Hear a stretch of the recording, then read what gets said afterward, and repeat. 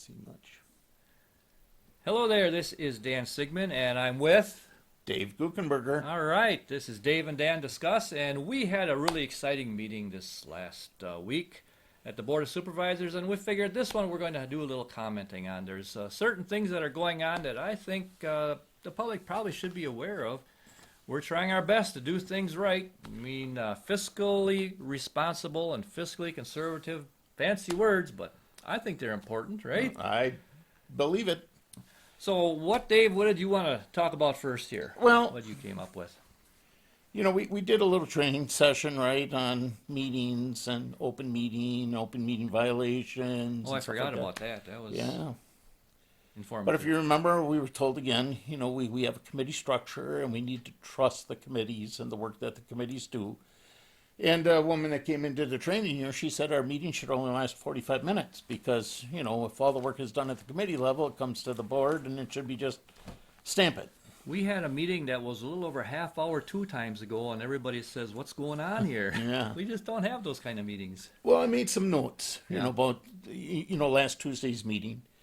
And, you know, this trust the committee thing. And I'd be the first one to trust the committee if I knew the committee was doing the work. But if you remember, we had a carry forward resolution. We're going to carry money forward from the prior budget to this year's budget. And that happens every year. There's committees that carry forward. A project didn't get done. They say we're still going to do it this coming year, so we need that money in there. Yeah, sometimes, you know, I mean, timing, a vendor doesn't supply the product. Sometimes Various it just, reasons, you know, yeah. gets late in the year. Yeah.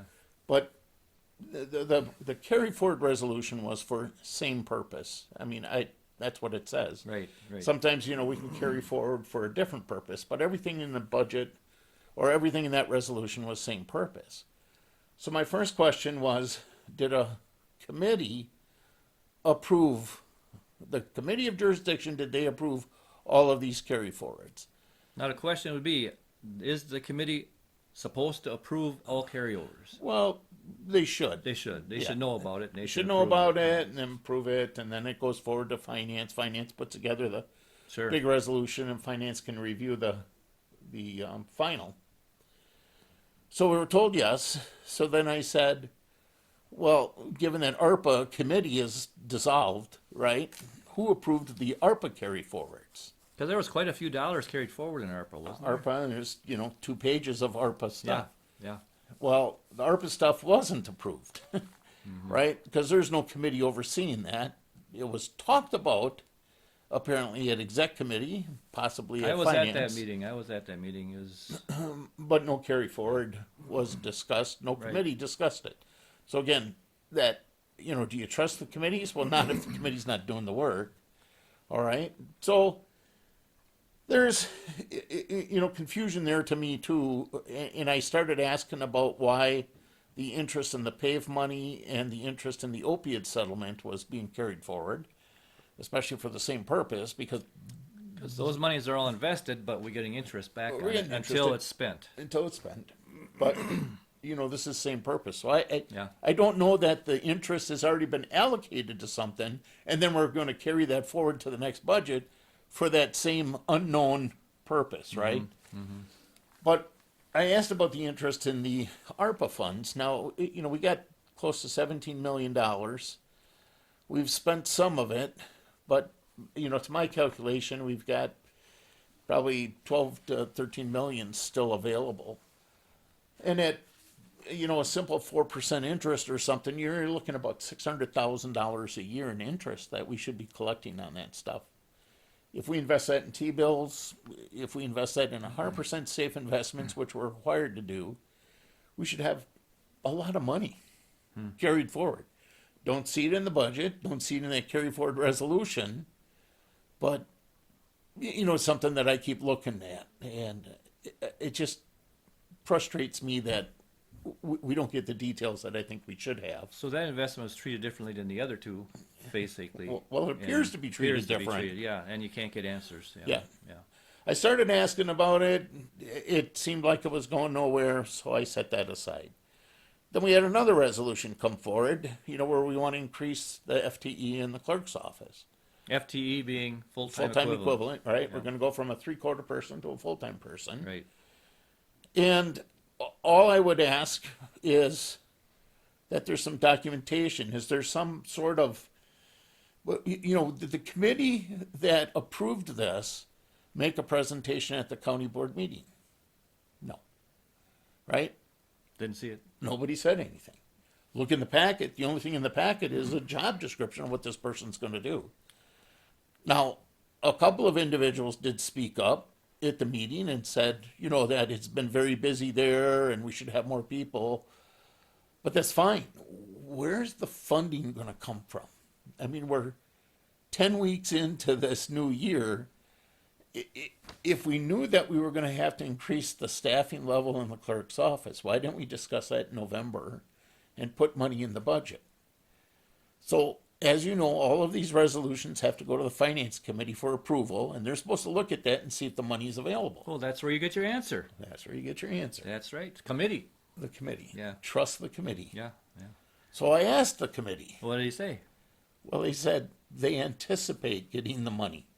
Anticipate. Well, I think there's all the bookkeepers around would be fine with that when they do your taxes or whatever, But Bottom line is there's no money available right Yeah. now. We're just going to let the year go by, and if we have enough money around, we'll cover it. If we don't, we'll just figure it out. you know what's interesting, Dave, is that this move from three-quarter time to full-time actually was anticipated. I found out now, talking to another supervisor. Oh, already at the beginning of the year? Yeah, at the budget time last year, they wanted to keep that budget balance and keep it down, so that request was kept down for the budget to get a balanced budget passed. Figuring that within the budget cycle we'll be able to pull it off anyhow. It's like we need to start doing things a little proper. We just can't be having a few people at the top doing this kind of chicanery. It just got to be upfront with me. I mean, I'm Yeah. smart enough to take all of the inputs and figure out what's going to work best.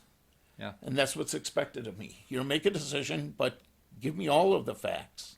So why was it that we as supervisors are suddenly, this is thrown on us when I think it was known almost a year ago Yeah, that this was supposed to happen? Yeah, I'm sitting that's- here, Dan, and I didn't know that. I mean, Yeah, that's new information again for Yeah, me. it was someone I talked to this last week, another Oh. supervisor, present sitting supervisor said they were told that. But so- why didn't they push in the button and tell everybody then? Because it's not proper procedure. That's how we do business in Dodge County. But that's another rabbit trail. Let's, Oh, okay. This is another trust the committee, right? yeah, right. Trust the committee. I want to trust the committees. Yeah. But when I ask a question, I should get the answers from them at the board floor. Somebody should have the answer because the committee is supposed to know. Well, here, let's go to another one. Okay, let's Let's do go it. one more. Okay. Right? Hey, everybody, make sure you watch this meeting because you'll see what we're talking about.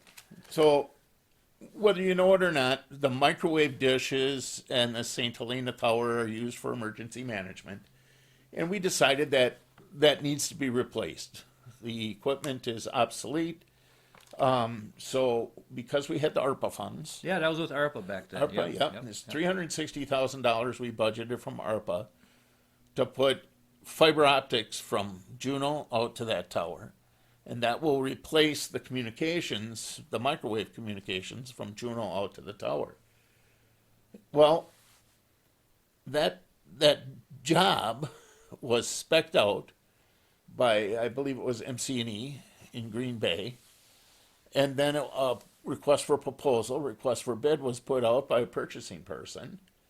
And we got, I don't know, close to 15 bids on this I thing. guess it was pretty popular, yeah. The resolution, came forward to the board and it had,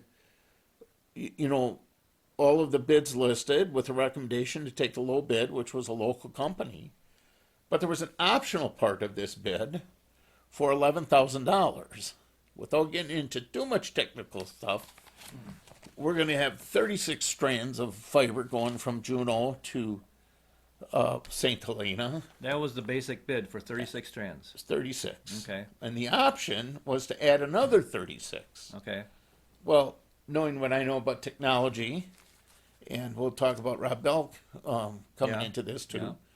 I just felt that we didn't need the extra 36 strands and spend an it was quote only $11,000 more. It was, you couldn't pass it up because it Couldn't was. pass it up. It was too cheap. Yeah. It's not a lot of money. Well, where I come from, $11,000 is a lot of money. Okay, I spend the money at the county like it's my own money. I looked at it and I said, we don't need that. So I made an amendment to remove That's that right. option. And from just the go back to the proposal. 36. Well, go back to the 36, Yeah, the base bid. yeah. Don't buy Don't the do extra that. strands. Yeah. But we would have saved $11,000. And quite honestly, yeah, I would put the money into the contingency fund for the project. And it still would have been a lot more than adequate for what we're gonna use. Yeah. Well, Rob Belk is in this industry and he sits on the board. Over 30 years, I guess he is in that industry. Well, he said. in that industry, he Yeah, said, yeah. And he agreed. I didn't talk to him ahead of time, but interesting. He Yeah, pushed the button and discussed it. He said, hey, we don't need it. yes, right. We don't need it. You can operate a whole cell tower on 12. You know, there's Yeah. plenty of bandwidth there. Okay.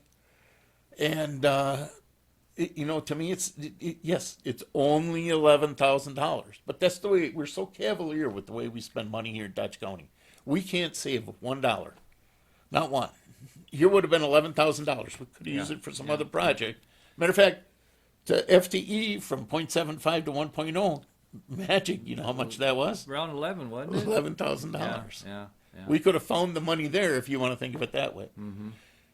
But that's not the way we operate. So again, you know, I kept asking, I said, you know, at the meeting, I said, just tell me what committee made this decision to add this optional product. What committee? Have them tell me. Whoever from that committee convinced me that we should spend this extra 11,000. Which committee would that have been? Well, apparently it was the executive committee made the decision. They on this discussed with that, yeah, they kind of did, but they weren't sure about it either. They weren't sure. Nobody would pipe in Yeah, yeah. and convince me. You know, that's the place to convince me. But apparently they convinced enough people because the resolution passed. You know, my amendment failed, but the Yes. entire resolution passed. Yeah. So we're going to buy this optional stuff. We're going to stick it out there. We're probably never ever going to use it, but by gosh, you know, we got it. It was 72 fibers plus another empty conduit too, wasn't there? No, I don't think it's an empty conduit, but Oh, I it'll thought they it'll were be putting in 72 two strands. conduits. No, Oh, no, okay. no.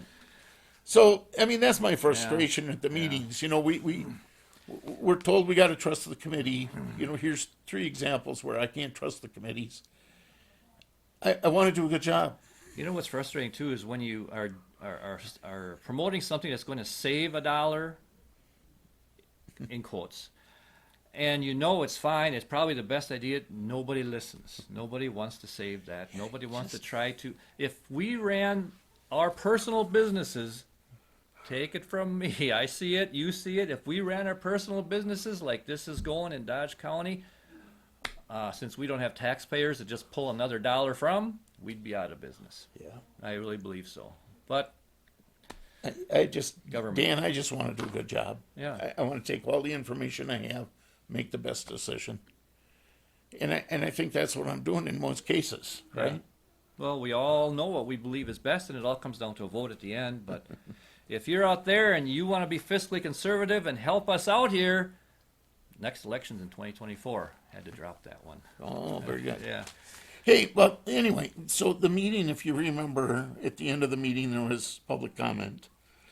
And we had an individual step up and talk. Do you want to talk a little bit about I do, that? because it kind of struck me interesting here what he said. It was an individual. I actually met him when we were walking into the meeting, and I never saw him before. Hi, how you doing? Here's for the public comment. Very friendly fella. I was very friendly to him. He just didn't introduce himself, didn't tell me who he was. I found out he's an employee of the sheriff's office. Formerly. Former employee, that's right. He was going to talk about retention, job retention, and why we're losing so many employees. I guess Dodge County is the only place in this whole country that's losing employees and can't find employees. But he basically gave us a little deal on what's going on. And I was a little troubled by it because I think there was some misinformation in it. I don't think he was totally being honest about things. He made 2 points. One, when it comes to employee pay, we maybe shouldn't be as fiscally responsible as we are, because if we allow, and he said he saw his benefits getting nickel and dimed.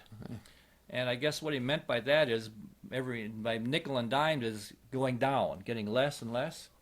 But I looked at the 2023 budget, and wages went up 7.2%, and benefits went up 1.2%. And I'm thinking, where is this all happening? 2 years ago, we actually passed an additional 3% COLA for the employees, because we don't get that budget to make it, do we? No. It comes to us third hand, I believe. Yeah. Because it's the it's the administrator's budget, but he goes to all the department heads and said, okay, let's make a budget, let's put it together. And they're supposed to be working at it all the time. But so by the time we get it, the department heads have looked at it, and the administrator has looked at it, and they said, here's our budget. And then it's supposed to be dealt with, and they give us the numbers. They gave us the starting numbers and all this stuff. Yeah. So that kind of bothered me. The second point was that the supervisors should watch what they say, because it affects the morale of the employees. And I really personally don't believe that our employees have such sensitive feelings that every little thing that goes on at the board meeting is going to set them, off to the moon or Mars. I think they know how businesses run. But he said that he is lucky because he has someone he can talk to about problems with, or had someone he could talk to, because he's a member of the union in the police, in the sheriff's office. So it kind of struck me funny why something like a union contract we cannot do anything about. We just accept it. It's been worked out ahead of time, and yet it was our fault that his benefits were nickel and dimed. And then I looked up his employment, and he's making, 2022 is the last I had, he was making $73,000 to $75,000 a year plus benefits, which it said in the best, and I didn't look at the contract with the union, but I don't think they went down, did they? No. No. So it's always going up, but yet he says it's, and this is the kind of misinformation that's going around, and it's always the supervisor's fault. It's always your fault, right? Yeah, it's always mine. my fault. Yeah, it's mine. But there's other things going on here. I want you to understand, we only know about the information that's presented to us. When we got last year's budget, everything was going up for the employees. And all we hear is how everything is going down. So now I say, what's the truth? How do you know? Yeah. We only can work with the information that's presented to us. So, cost of living increases, they've always gone up.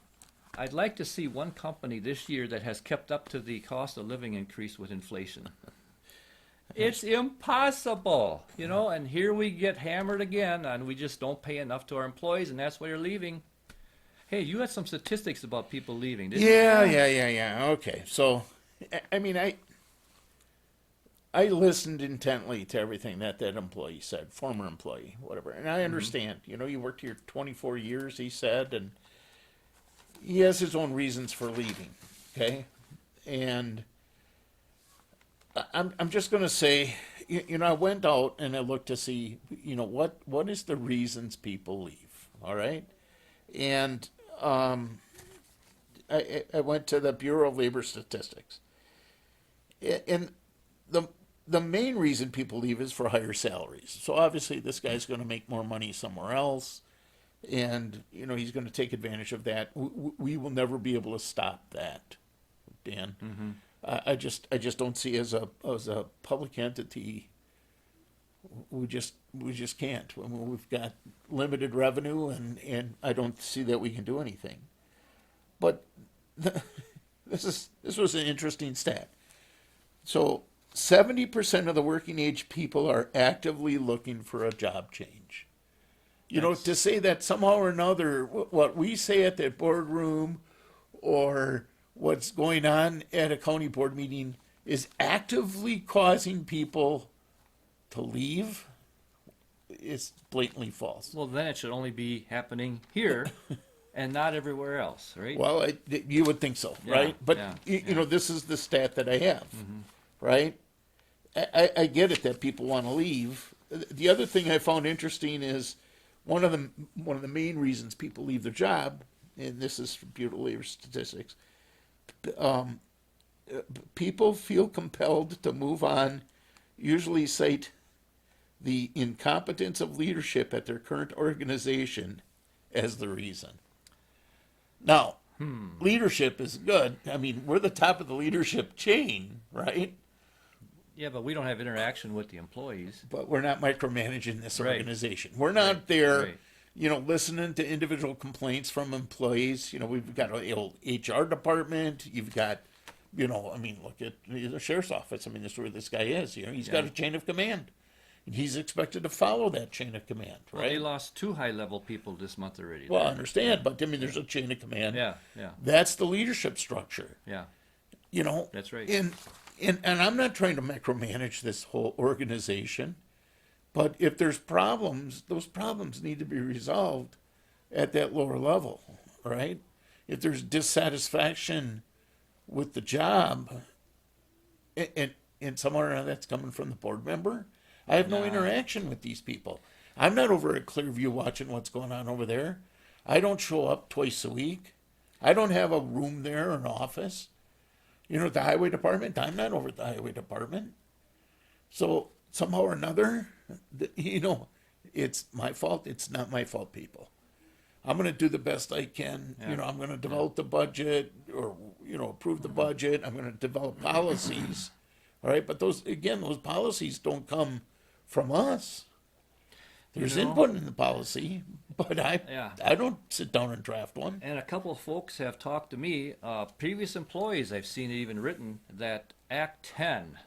Now, were you on the board when Act 10 was? No. See, and I wasn't either, and the leadership back then jumped on Act 10, and basically these employees said they just cut things to the ground, you know? I don't know, did that happen? Didn't happen? Yes, no, maybe so. Well, I think instantly, of course, you know, the Yeah. WRS portion, the employee portion for WRS had to be covered by the employees. Right? So every employee, well, with the exception of the police. Well, right? yeah, Sheriff's right, office, right, right, So, right, okay. yeah. But anyway, so that was a 6% hit Yeah, for all the employees. But again, they're going to benefit from that pension plan, right? So they have to think long-term, long right? term, right? Yeah. But that's the biggest thing, and then of course changes that could be made in the insurance plan was part of Act 10. And you know, Yeah. not being here at the time, I don't know what the insurance plan was and Yeah. and what they adopted in return for that. I can say I was on the school board at the time Act 10 showed up, and you know, we saved millions of dollars by being able to choose a different health insurance plan Yeah, for our employees. I mean, you know, they are, you know, at the school district, it was like a $9 million spend annually. I think our insurance coverage is 12, 13 million a year. So, you know, if you can save 10% there, it's advantageous, right? That's $1 million. So, yeah, but it's ironic how we get blamed for that too. Yeah, we you get know, blamed for we get everything. blamed for that too. But sorry, didn't have anything to do with it. But I do know that some of our leadership from today was back then leadership also making those decisions that they're complaining about. Yeah. But that's another story too. the story I would want to tell the employee is the biggest thing for me, Dan, that the employee does have leadership. They have direct report tos, right? And then they got department heads, they got middle managers. It's all in policy. Yeah. Yeah. And, you know, if they have complaints, they need to be brought there, they need to be brought to HR. If you want to call me and you have an issue, I'd be more than happy to address it to the best I can. But somehow or another, to think that way up here at the board, that we're controlling and managing this whole structure down here, that's just blatantly false. It's not Well, happening. We know better because we have no time for that. Yeah, we like being blamed for it. Yeah, I know. All I right, know. by all these people Yeah. in the middle. yeah. But the reality is, there's other people making these decisions, and that's what I want to point everybody to. You know, I'd like to encourage employees to just continue to be the best employees. Just come to do your best. I know what I like in employees. Come to build up, not tear down. And we have some department heads that just like to kind of stir the bucket a little bit, you know, stir the pot. Try not to be a part of that, and come to work first and then enjoy your paid time off too, because that's a part of your salary and wages too. And let's just see if we can turn this around from within, because there's not much we can do really at Yeah. where we're at. Can it? Is there? Well, I mean, we're capable of doing quite a bit of stuff, right? But I mean, to change the atmosphere of the workplace, you know, it's tough. It's tough for us to have a direct impact. Yeah, you can't. No. On, Yeah. you know, a highway guy working in the truck Yeah. or working in the shop over there. We can set that policy on certain things, but we're not managing down to that level, right? We don't get to choose No, what kind of police car we buy. Somebody else is doing that, yeah, right? Yeah. We put a number in the budget, you're gonna buy 10 cars. We don't get to say, hey, we want a Dodge or we want a Chevrolet or a Ford, right? No, that's all done. We don't get yeah. it. Somebody else is doing that. Yeah, yeah, yeah. But when something doesn't go well, somehow or another, we get to be blamed. And that's the part I don't Yeah. care for. No, so if all our employees, I don't believe, think this way. I think it's a very small percentage. So if everybody could just kind of pull together and just turn this around from the inside out, I think Dodge County could be perceived as a whole lot better place than we supposedly hear it's perceived as. You know, Dan, you know, a supervisor said, you know, we frequently get this argument about our public participation section of a meeting Yeah, being at the yeah, end of the yeah, meeting, yeah, right? Yeah, we heard it again this last meeting. Last yeah, meeting, yeah. right? So bear in mind that it's a board meeting. It's not a public comment section, right? It's reluctantly I allow it to happen, right? I mean the Well, I the always, rules were adopted. I like to hear from the public. You know, I where do, that goes. I do. Just- But let me say it this way. You know, my number's in the book. I have email access. I have a phone number. If you have an issue, you can call me. You can contact me the day of the meeting, the week before the meeting. Oh, Heck, sure. you Oh, can come absolutely. before the meeting and even approach me. I mean, if it's an Yeah. important topic, Yeah. you know, like you said, you ran into this guy at the meeting. Yeah. People should know that. It's not a matter of coming up to the meeting the day of and being able to make a public comment. Because it may be too late, as was indicated. We've already voted on that thing.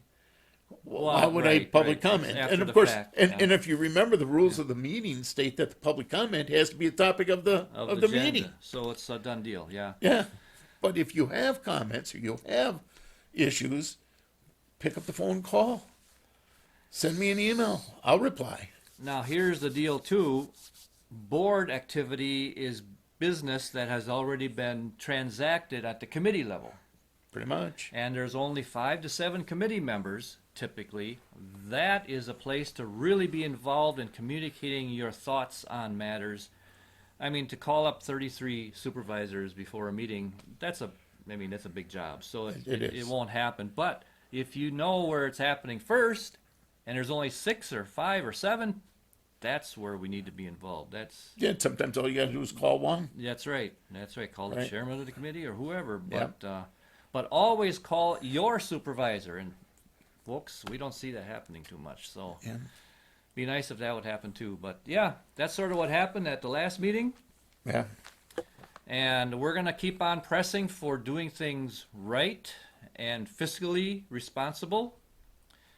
And yeah, come join us in the effort. Call us anytime, right, Dave? Anytime. Anytime. All right. Yeah. Well, it's good talking to you again. Good talking again. Thank you for joining us. Thank you.